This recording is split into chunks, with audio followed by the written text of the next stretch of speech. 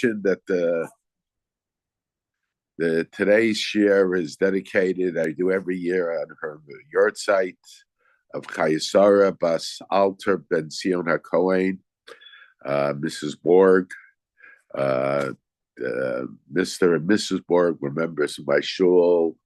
They came over from Europe. Uh, they had, when you see the difference between the European Jews and American Jews in terms of their character, and so they were people that you could see the character of the European Jews. And when it comes, and it's Mrs. Borg's yard site is always right before Purim. But Mr. Borg's yard site is somewhat after Purim. But it's interesting. They represent the generation that came from Europe that sort of, in a sense, saw the Holocaust and then helped by their coming to America, rebuilding of Jewish lives. And there seems to be some special connection between remembering these type of Jews and the history that took place in our nation at that time. Now, this Shabbos is Shabbos Zachor. It's the Shabbos, this coming Shabbos is the Shabbos before Purim. And we always read about Amalek, about the mitzvah of remembering what Amalek did in attacking the Jewish people. And there is a discussion as to what is the mitzvah d'oraisa, the biblical mitzvah of remembering what Amalek did. From the Rambam, it appears it's a mitzvah primarily of remembering what Amalek did. Of course, we have to make mention of it to keep it going, to remind us. But in essence, it's a mitzvah of constant remembrance. And we have to understand the significance of this idea of constant remembrance. The Rosh Shita, the opinion of the Rosh is that there is a mitzvah to read the Parsha once a year, at least once a year, in order to serve as a reminder that we shouldn't forget about what Amalek did to us. And the Ramban suggests that the mitzvah of Schiras Amalek is a mitzvah, he says, it's comparable to the mitzvah of Zachor and Yetzias Mitzrayim, of telling our children we don't have this formal ceremony like we have at the Seder, but it's to tell our children and to pass it down from generation to generation what Amalek did. How Amalek attacked the Jewish people after the Jewish people left Egypt. The nations of the world, certainly after Kriyas Yamsuf, were scared to attack the Jewish people. And Amalek came, and even though Amalek was destroyed, Amalek somehow gave the ability to the other nations to overcome their fear and to constantly and to throughout the generations to attack the Jewish people. So now The question is, why is it, let's say, according to the opinion of the Rush's opinion is that the mitzvah of Schiras Amalek is to read in the Torah, he said, once a year. The Chinuch suggests that maybe it's once in 3 years, where there was a custom of reading the Torah in a 3-year period to read about the Parsha of Amalek. The question is, why, according to the Rush, why does it have to be from the Sefer Torah? Schiras Yitzias Mitzrayim, remembering about the Exodus, that doesn't have to be from the Sefer Torah.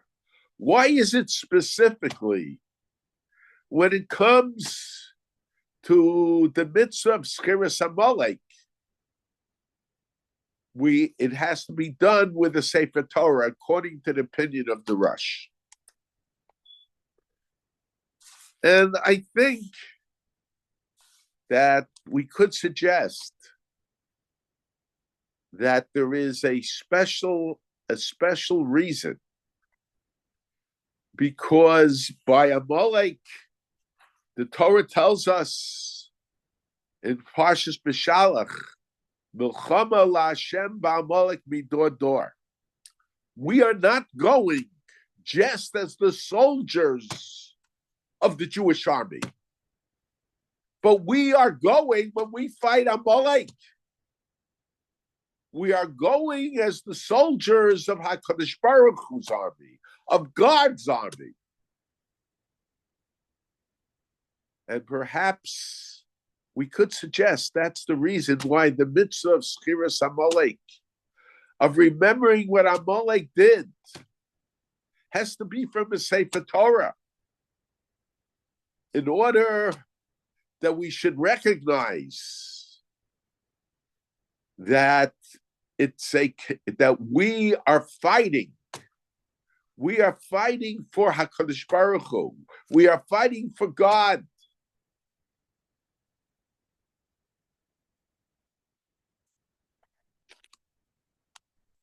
Now, but when you take a look, it's very interesting. When you take a look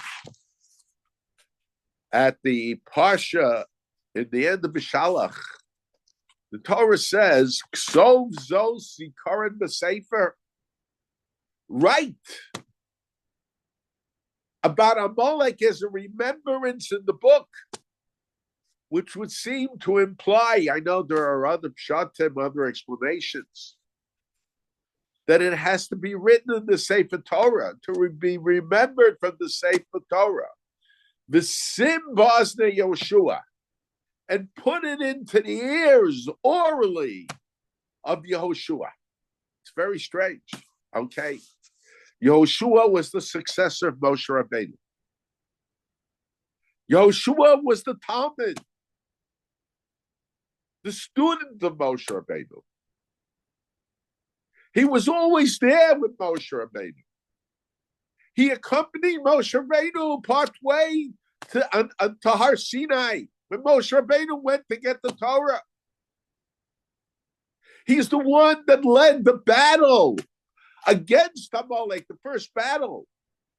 But the Simbas de Yeshua was mentioned after that battle. So why does the Torah say on one hand, Ksov zosi karet b'sefer? Write it as a remembrance in the Torah, which would seemingly imply that there is a mitzvah of reading about what Amalek did, and perhaps about the obligation to wage war against Amalek for what they did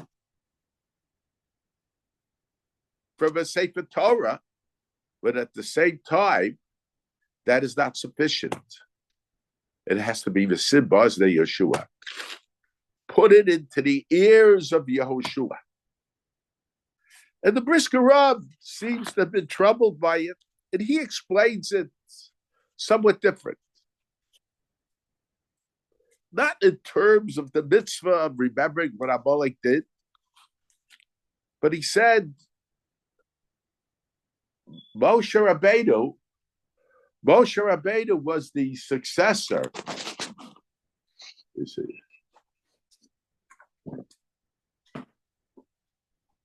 Moshe Rabbeinu was the successor. Moshe Rabbeinu was the successor of. Yoshua was the successor of Moshe Rabbeinu. We say Pirkei Avos, Moshe Kibel Torah B'Sinai V'Sar Yoshua. So the Torah is given from Moshe to Yoshua to be passed down to all generations. So here the Torah is telling us about two Besoros, two acts of giving over. Every parsha of the Torah, every chapter of the Torah has in it what is written in the Torah, and it also has the oral tradition. And Moshe Rabbeinu was told that yes, you should write in the Torah about Amalek, but that's not enough. You're going to give the whole Torah over to Yoshua. But here he's being told that he has to give over to Yoshua the oral tradition as well. And the question is, why? Why specifically in regard to the Parsha of Amalek? Is Moshe Rabbeinu being told about giving over to Yoshua, his successor, both the Torah Shebeksav and the Torah Shebal Peh? What is true about the Parsha of Amalek, that there are laws of the oral tradition and there are laws of the written Torah, is true about all the other parshios, all the other chapters in the Torah. There isn't one pasuk, one verse in the Torah, not even one word in the Torah that doesn't have an oral tradition associated with it. So why specifically are we being told about Yehoshua being the successor, giving over the tradition of the Torah Shebeksav, of the written Torah, and of the oral tradition in regard to the Parsha of Amalek?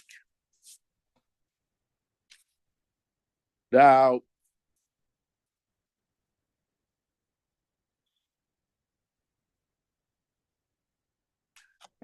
I want to suggest, and why is Amalek? I want to suggest, we'll come back to explaining the Brisker Rav, but what is the purpose? It seems somewhat obsessive of constant remembrance over and over again, every year. Lo Sishkach, don't forget. You have to be on guard not to forget. It's interesting that in Parshas Kiseitze, when the Torah tells us about what Amalek did to the Jewish people, they attacked you when you left the land of Egypt. Torah says that he happened upon you, Asher Karcha Bamidbar.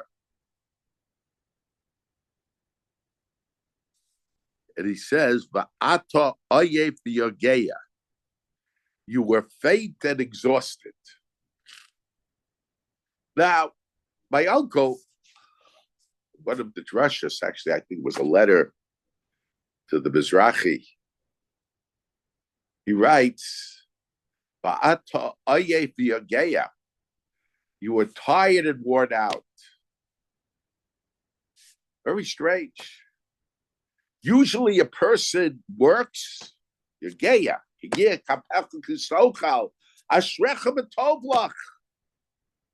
work is something very good.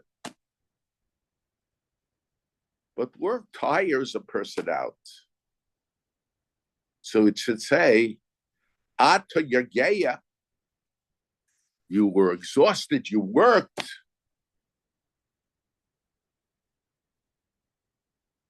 The Ata Ayef, and you became tired. But here he speaks, Ayef Yageya, tired and worn out. What is the idea?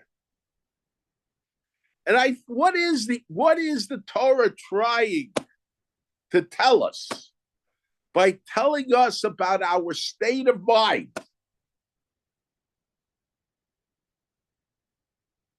at the time that Amalek attacked the Jewish people? And I think what it is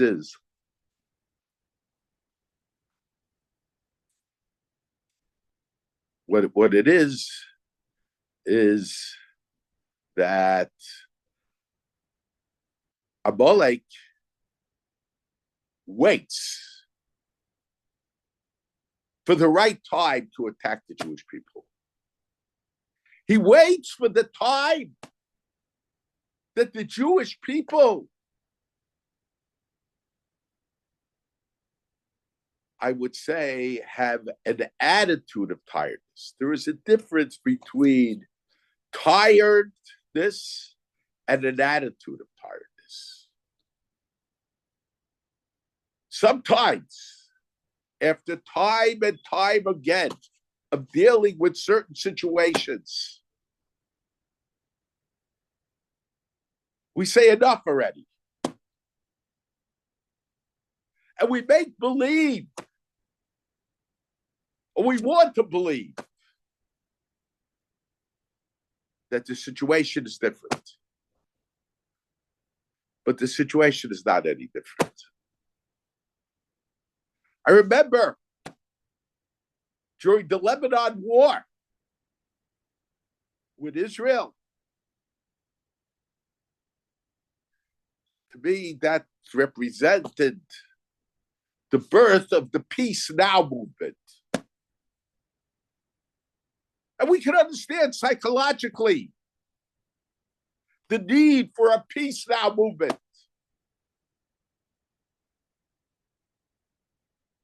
Talk to a person living in Eretz Yisrael.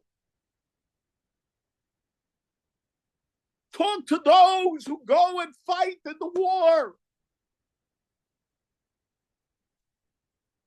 Talk to those who have to deal with the terrorists.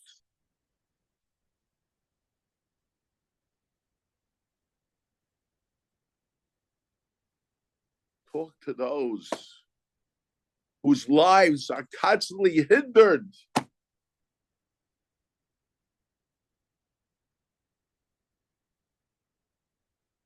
by this situation, the military situation that exists in the Middle East in general, and specifically in regard to Israel.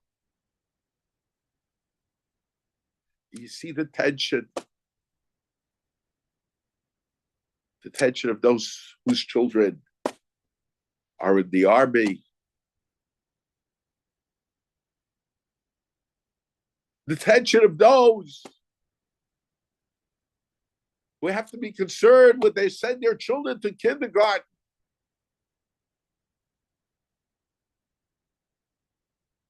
Whether there isn't going to be air raid sirens, rockets. The world complains. When Israel defends itself against missiles that are being sent from buildings that have schools, that have hospitals, but they don't complain when nurseries are being attacked. All these people that consider themselves moralists who talk to us about the way the Jews should act.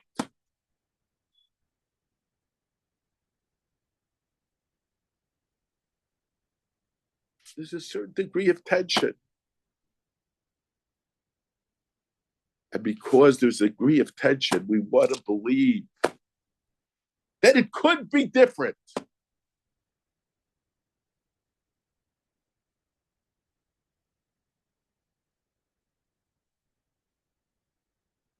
And sometimes we make believe to ourselves that things have changed. They hear the word peace treaty. And that's what we were looking for.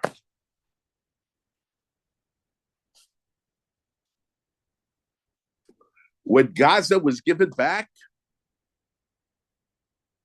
the people in Gaza made it very clear that they have not ended their hostility, their military hostility against the Jewish people. And the Hamas makes that very clear today. But we want to imagine. It's like people going through the desert, thirsty.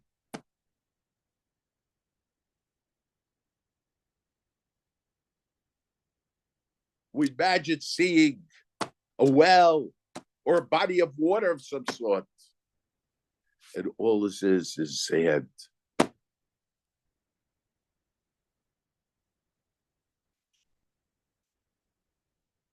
And the truth of the matter is that this has been the history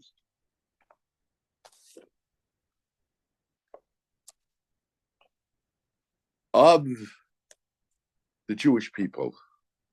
Time and time again, they were told about peace. They are told things are going to be different from here on. But things never became really different. They manifested themselves differently.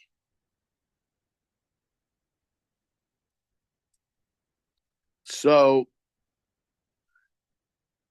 when we read in the Torah Shebechsav, when we read in the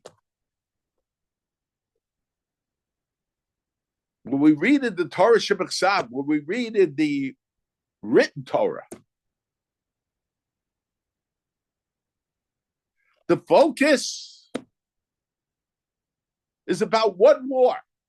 Yes, the first war. But if we rely on the first war alone, people are liable to say that was then.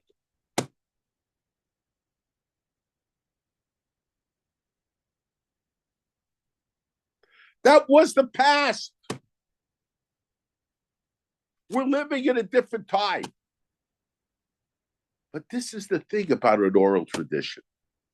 An oral tradition does not chas v'shalom change the Torah Shebechsav. God forbid. But what the oral tradition does, it shows examples of what the Torah Shebechsav. The chinuch, in explaining the reason for the mitzvah of waging war against Amalek, remembering what Amalek did, he says that we should know that those who attacked the Jewish people throughout the generations are hated by God. In other words, Amalek is a barometer. Amalek is a symbol of all the enemies. If we only have the Torah Shebechsav, if we only have the Chamisha Chumshei Torah, then we learn about one war, a short war. One day of fighting.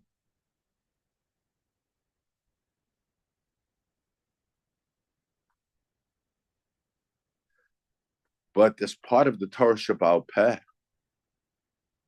we come to recognize that the war against Amalek, and even though it's in the words of the Torah itself, but we would fail to see it.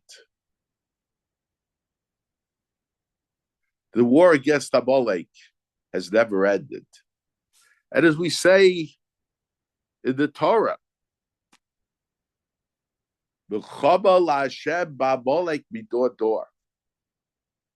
is a war for God's sake, door in every generation. Reading about the war against Amalek, it's God's war. It's not just our war. But we are attacked because we are the nation of God. And it's very interesting. Take a look. Many of those who attacked the Jewish people throughout the generations, the foundation of their culture, the foundation of their religion,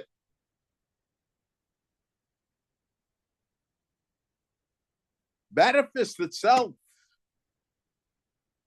in trying to imitate, on one hand,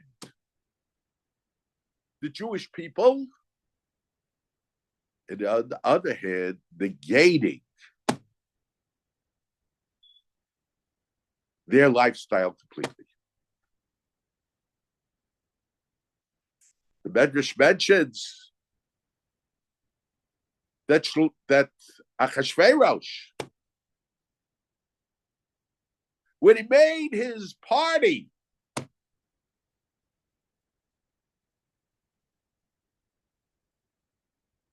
so he put on Big Day Kahuna, the clothes of the Kohen Gadol. He certainly wasn't interested in becoming a Kohen, wasn't interested in becoming a Jew.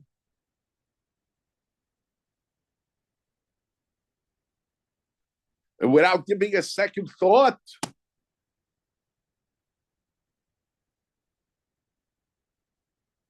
he gave his approval for the annihilation of all the Jewish people.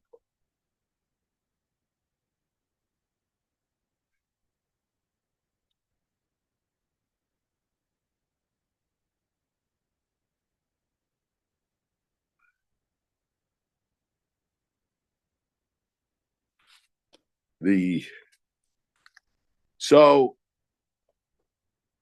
in every generation, there are those who try.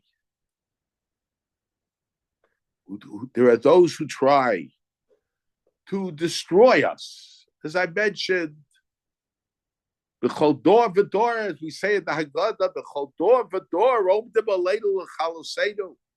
In every generation, they arise to destroy us. But it's altogether different.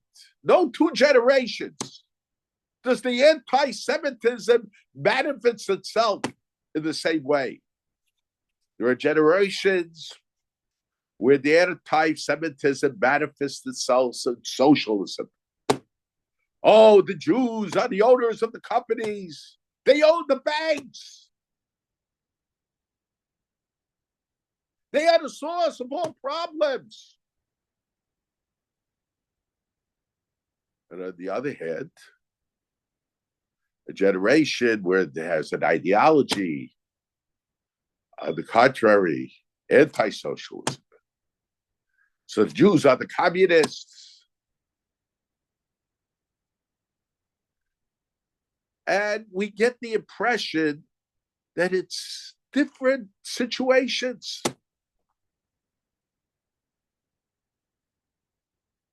In Europe, we knew of pogroms. Each town had its own pogroms.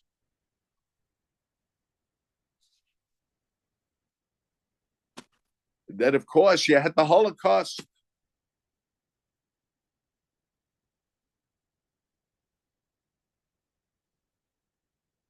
And we came to America. Oh, we're in the land of freedom, free speech, freedom of religion. Our rights will be protected. What we see is happening on the college campuses. It was the college campuses that in the 60s, they were speaking about freedom of speech.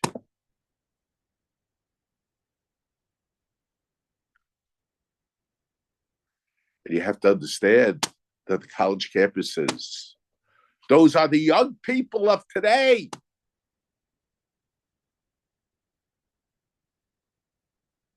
We're going to have them for generations.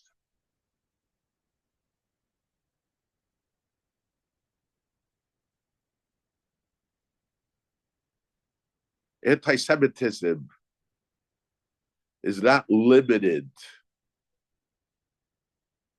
to areas where there is no freedom of religion. Even where there is officially freedom of religion, anti-Semitism is still very strong.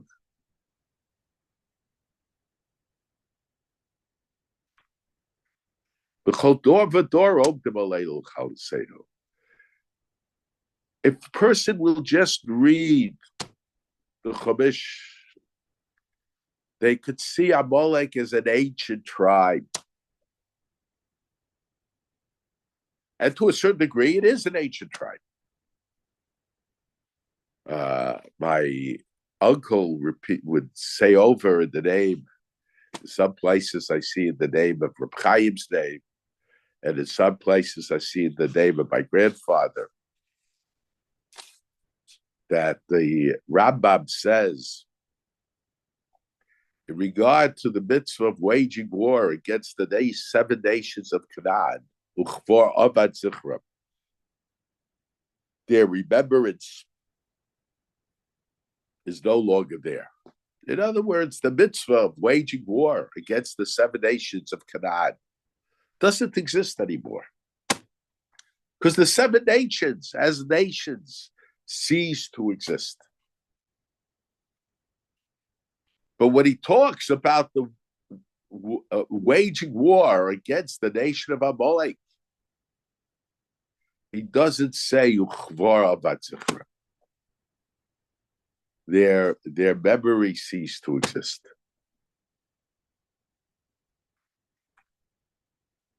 He doesn't say it. Why doesn't he say it?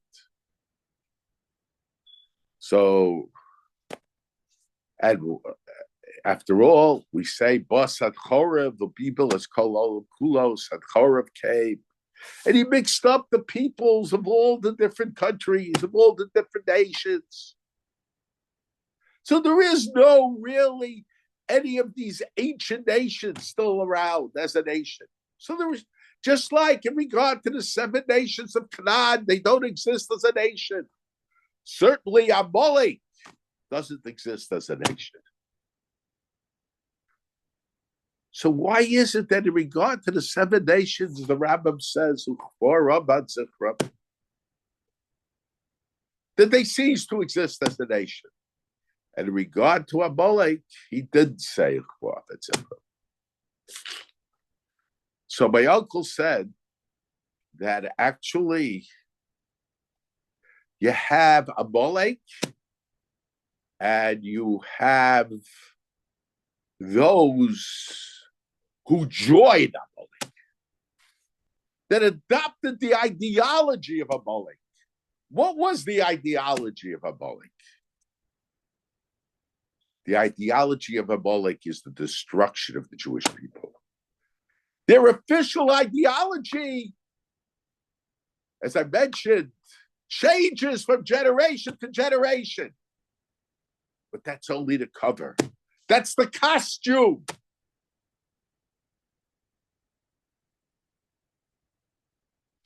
They can try to dress with our clothes. They can try to dress as the Kohen Gadol to show that they want to incorporate the Jewish people as part of their federation. But you have to be on guard. Achashverosh can dress up as a Kohen Gadol, and at the same time, Achashverosh could side a decree, can it go along with a decree? Lahashmid laro gla'abedis kol haYehudim, to kill every Jew.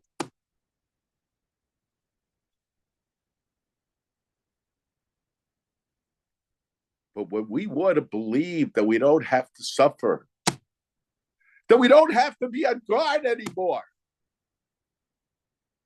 why is it? Because we're tired of the situation.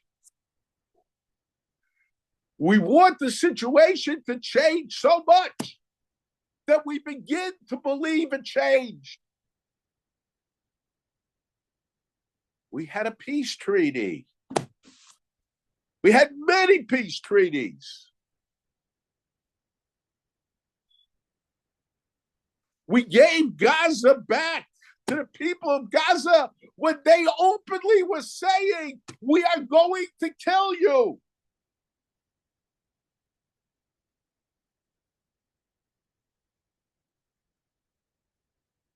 How did we do something so stupid? Because when we wanted to believe, we ignored reality. Torah Shabbal Peh represents the joining of the generations.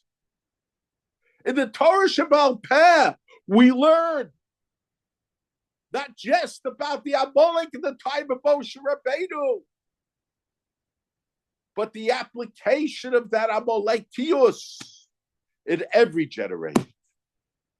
Perhaps the genetic Amalek as a nation ceased to exist, but the ideology that also forms a nation did not cease to exist. It's very interesting. My uncle, I saw in the notes of the shiurim that my uncle gave, that he quotes in Ibn Ezra.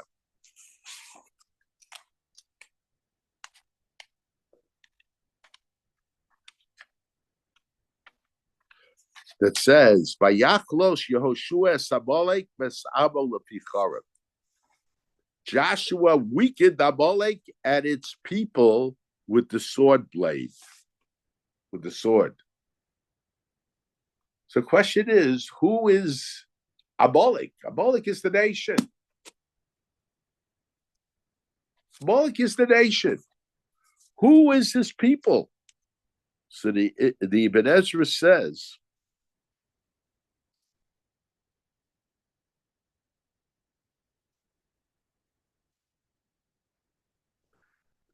that the nation where he said is Abba, his nation, it's the people who were not descendants of Amalek who joined Amalek. And this was mentioned as perhaps a foundation for the thought expressed either by Reb Chaim or my grandfather or by both of them, that when it comes to Amalek, the definition of the nation of Amalek is not just a genetic definition, but it's an ideological definition as well. It's an ideological definition as well. So if it's an ideological definition, so this is the source. But the truth of the matter, for the thought of Rabbi, that Amalek still exists. But a person could raise a question, Amo, his nation? Yes, because these were the people who were together with Amalek. But today, we don't have individuals who are together with Amalek. We don't have Amalek today. So what's the Amo? How is it Amalek's nation? But it's interesting when the Torah says, Parshas B'Shalach, there is a war for God against Amalek from generation to generation, or from all the generations back. It's not just b'chol dor v'dor. In every generation they arise against us. What we have to know, it's not different wars. This is the mistake that we make. We make the mistake of thinking that sometimes it's a battle about socialism. Sometimes it's a battle about the people that own the factories. Sometimes it's a battle against peoples that over land. In Europe, the anti-Semites would write, "Go back to Palestine."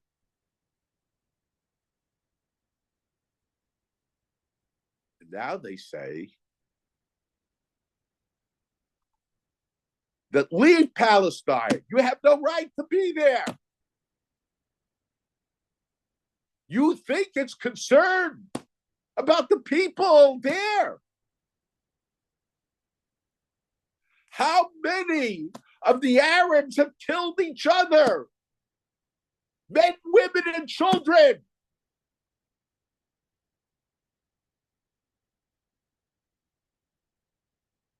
How many thousands upon thousands of Palestinians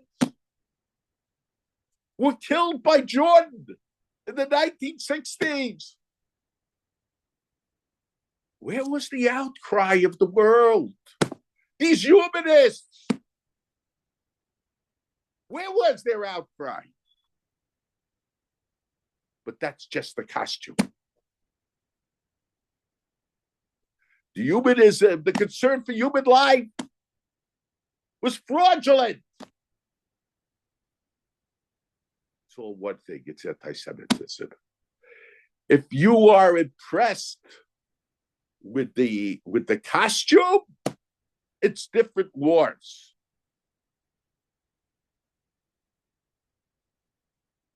But if you're impressed with reality, it's all one war. The war never came to an end. Amalek started the war.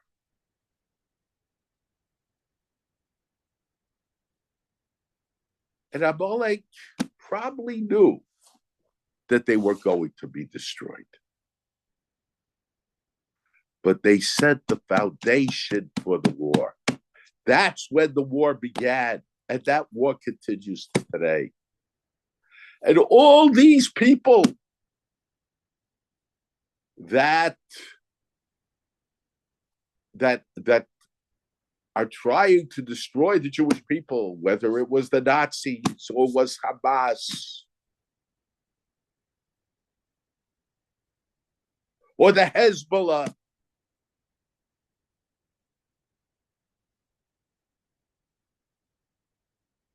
do you think taking little children and putting them in the oven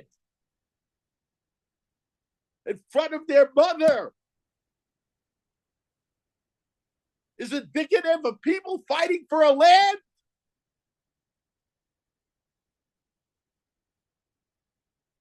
Not talking about the raping that went on and everything else that went on.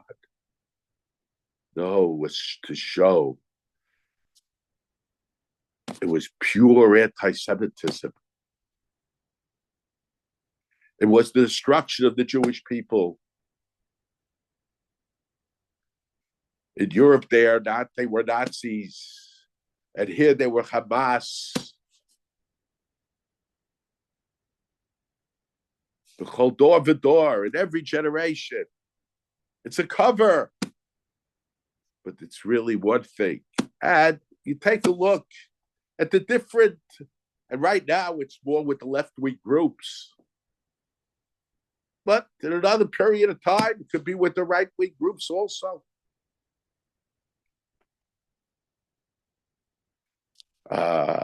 All these unions and organizations, Black Lives Matters, all of the leadership of Black Lives Matter is involved also in protesting against the Jewish people, in protesting regarding regarding the Jewish people defending themselves.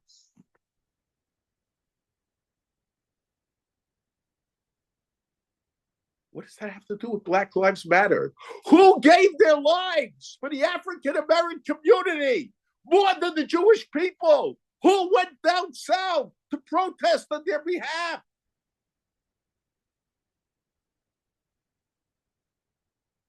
And I should add, some of the Black Lives Matter leaders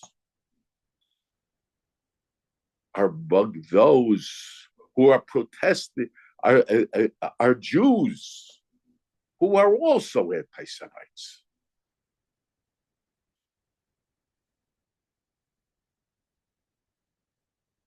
It's quite obvious what it is. These organizations are infiltrated. They put on costumes. Some of the people are just stupid. And once they become part of the group,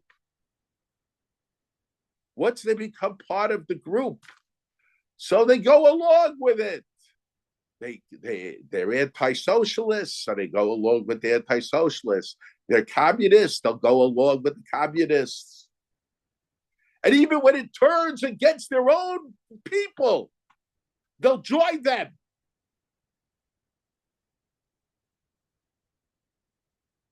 For as long as they allow them to join them. It's a holiday. Purim is a holiday of costumes. Anti-Semitism is full of costumes.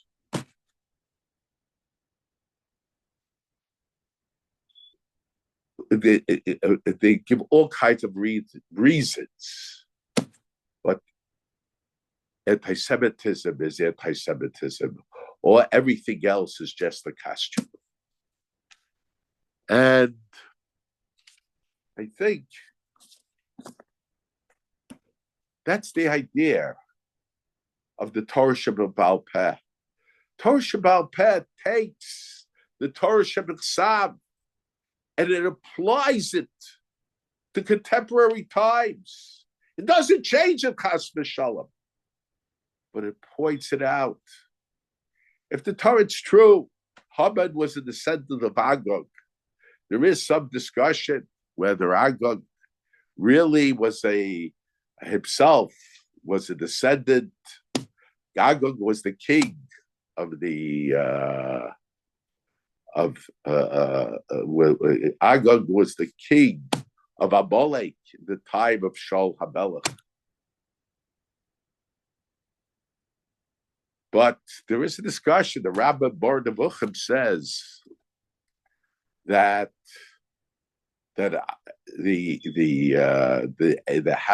families of Esav, he doesn't say it in regard to Agag, but just he says that in Esav, the countries of Esav, they would take kings from foreign places, and perhaps that's the reason. What was Shaul HaMelech's heter, so to say, to keep Agag alive? What was his rationalization? Not to kill Agag. Killed out the males. He killed out the people of Amalek. at the command of Shmuel Hanavi. But Agag, the king, he didn't kill. How are we to understand it? What is the rationalization? What's the logic? But the rationalization could be perhaps that Agag, because the kings of Esav, as the Rabbi says in Bernavuchim, were not real descendants of Esav. They took foreigners. They want to incorporate foreign culture within their culture. So they took leaders from other places, from other nationalities.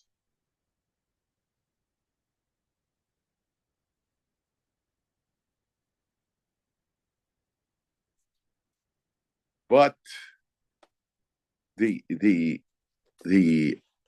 Agag, so so perhaps that's the reason why Shlomo did kill. But who identifies Haman? Haman Hagagi. It's the Torah Shabbal Peh that tells us that Haman is with Amalek, whether he was genetically Amalek or he wasn't genetically Amalek. It was the ideology of Amalek. He certainly was the ideology of Amalek. It was the Torah Shabbal Peh that identifies. And you should know there is a Torah Shabbal Peh that Torah Shabbal Peh is not limited to what we learned in the Gemara. There's a Torah Shabbal Peh that is taught over every day. I mentioned that the Reb Chaim Volozhiner, not Reb Chaim Volozhiner, excuse me, the Reb Yisrael Volozhiner told the Tzemach Tzedek that the Tsar was from Amalek. I wanted to explain it perhaps based on the fact that Reb Chaim Volozhiner said that he had Simonim from the Gra as to who is Amalek. And perhaps when he said he's from Amalek, he meant to say he was the ideology of Amalek. There's an ideology of Amalek. On the basis of the Torah Shebeksav, Amalek ceased to exist.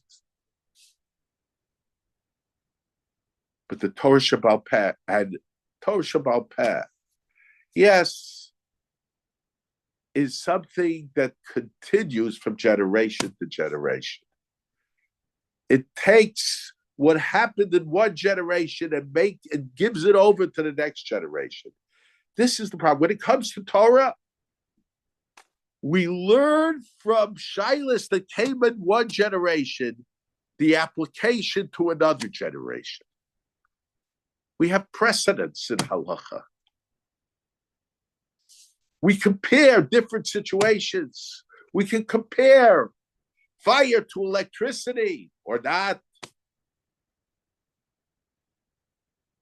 But there's a transferring, there's an analogy between one generation to the other. There's giving over from one generation to the other. Unfortunately, when it comes to current events, when it comes to events, the events of one generation remain isolated to that generation, at least in the minds of the Jew. The events of Europe, wars in Europe. America is a different story. No, America is not a different story. Yes, it manifests itself differently. But who would have thought 50 years ago, 60 years ago, the attacks on the Jews that are just beginning on the college campuses would take place, and specifically on the college campuses? Yeah, you have people like the Ku Klux Klan, but on the college campuses, Who would have thought that it happens? If you don't give it over, what Amalekius is, then each generation is isolated, not connected to each other. Milchama LaHashem ba'Amalek midor dor is not just that there is a war in every generation. It's an ongoing war of anti-Semitism in every generation. And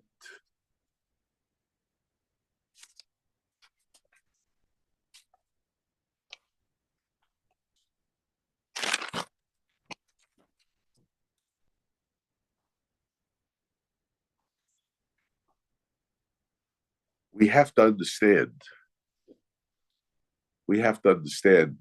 It's that. So this is the idea. We have to give over. It's not just the nation of Amalek, the genetic nation of Amalek, but there's an ideological Amalek also, and that's the Milchama LaHashem midor dor. It's not just in every generation, but from every generation, it carries over into the next generation. There is almost just like there is a Mesorah by us of Torah. You should know there's a Mesorah of Amalek. And where at one time the Mesorah of Amalek perhaps was limited to genetic Amalek, but Amalek caused that to be part of the ideology of many nations. That Mesorah continues. There is an analogy between our Mesorah and their Mesorah. And perhaps this is the reason why Torah Shebaal Peh is hinted to, according to the Brisker Rav, in regard to the Parsha of Amalek. Because don't think, as the leader of the UN said about the Jews, about Gaza, it happened in a vacuum. It didn't happen in a vacuum. I'm not saying about everyone, chas v'shalom. I'm not saying about everyone. There are Chassidim U'Masola, people among the nations of the world who have been very nice to the Jewish people. But anti-Semitism doesn't happen in a vacuum. He's right. But it's given over from one generation to another. When you teach these children in Gaza, when the UN gives money to the schools in Gaza, that if you have 5 Jewish soldiers and you kill 3, you have 2 more left to kill. That's how mathematics is taught. Then the ideology of Amalek is being given over. There's a Mesorah of Amalek also. There is a tradition, a culture that's given over from generation to generation. They might put costumes on it to make it appear like it's something altogether different. And some people want to ignore it. It's not significant. Who cares how they teach mathematics? How they teach arithmetic? But when they're teaching arithmetic, they're teaching them to kill Jewish people.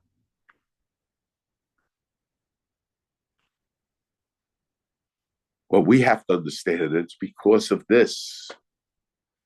We can't be tired out. We have to be on guard. When one is tired, he's not able to think properly. When you have an attitude of tiredness and I don't want it anymore. So there's an attitude of tiredness. Then everything becomes an extra burden. And at a certain point, people begin to think perhaps it's not necessary. If October 7th taught us anything, it should teach us this, that we have to be on guard. And it's interesting, for the most part, who was attacked on October 7th? Those that were interested in peace. Those that believed that we don't have to be at guard anymore. Those who invited the people from Gaza into their homes, who then gave reports to the terrorists that came across to know exactly which houses to attack and when to attack and which rooms to attack.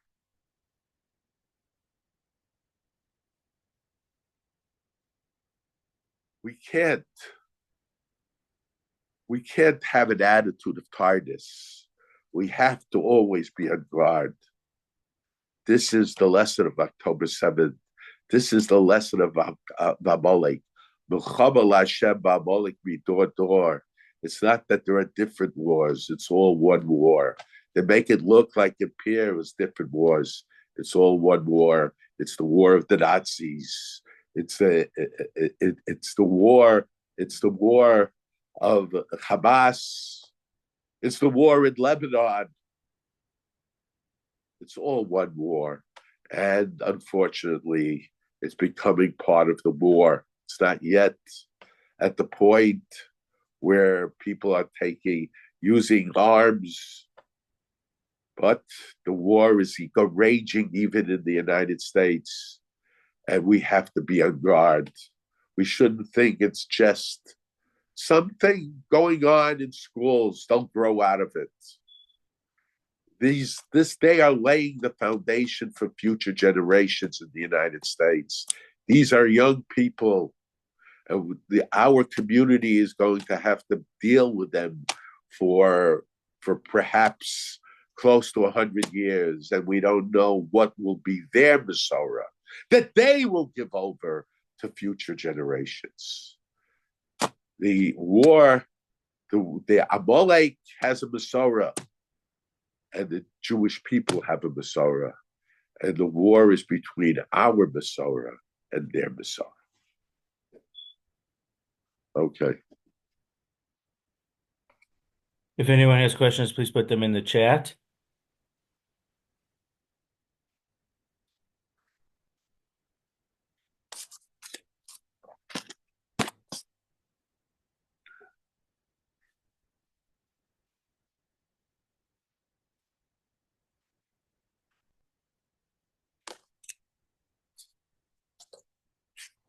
Please, everyone, have a good week. And no questions. You said I don't see any questions here. And Shabbos is Parshas Zachor. And have a good week, everyone. Okay. Oh, here. What is meant by it's Melchamas Hashem? That it's Hashem's. Because what is meant by Melchamas Hashem is that it's not just a military battle; it's an ideological battle. Very often, they want to be seen. They despise our ideology, our association with God, and so therefore it's God's war also. The special relationship that the Jewish people have with God. And what does the Torah Shabbat Pet teach us about the end of each and every generation? What did that mean? Needs to face the war without a future of peace for children for years. What? I don't know. That if I guess the question is how come the war is going to be from generation to generation and we're never going to win it? I guess so. I wouldn't say we're never going to win it. We'll win the battles, but we're not going to lose the war. We'll win the battles. There are different battles, but the ideology, the background, people don't understand. Very often when you have a war, the war doesn't just start with a bullet being shot. That's the mistake that people are making now here in the United States. There are no bullets being shot. There is no guns on the college campuses as of yet. But every war has an ideology that serves as the foundation for that war. My father used to say that the ideological foundation for the Holocaust was Bible criticism. In other words, to undermine the Jew. And that is constantly taking place. That is constantly taking place. The Jews are being blamed for just about everything that's taking place. Let's say all the time, the bank. I remember they would say the bankers are Jewish, the newspapers are Jewish, whoever did something bad, it was the Jews. It was like Paro. Paro said the Jewish people will join with our enemies, as if there was a relationship between them and the enemies, and they're doing it now today also.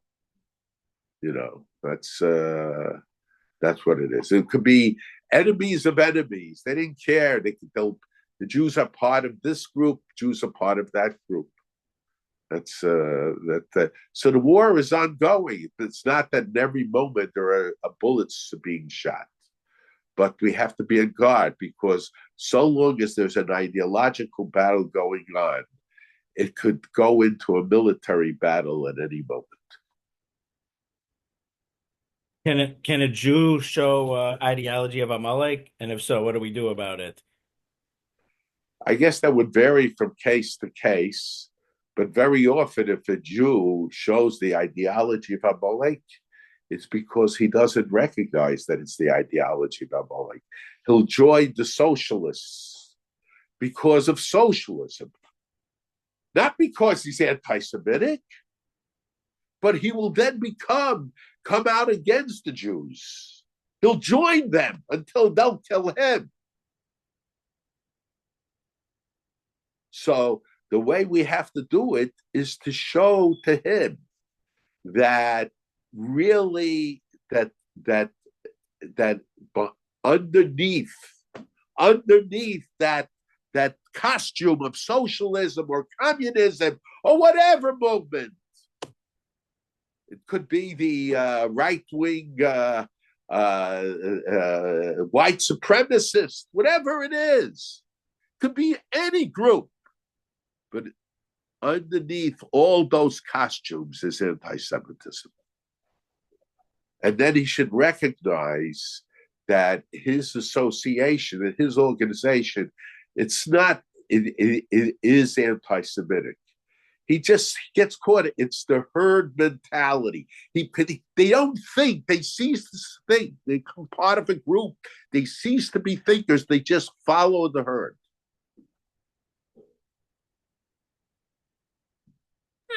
Can a dictator of a country, let's say the country doesn't even have any Jews, but if the dictator just oppresses its own people or kills its own people, is that an ideology of Amalek, even though they're not acting against Jews, just to I kill so wouldn't many of their say own that's people? the I wouldn't say that's the ideology of Amalek, but I would say it's someone that has the traits of Amalek. Okay, and so Amalek is against Hashem, so they attack us because that's how they try to get to Hashem. Yeah, either because they see us, B'ni B'chori Yisrael, we are the ones that make Hakadosh Baruch Hu known in the world. Okay, thank you, everyone. Thank you, Rabbi. Have a good week, everyone. Okay.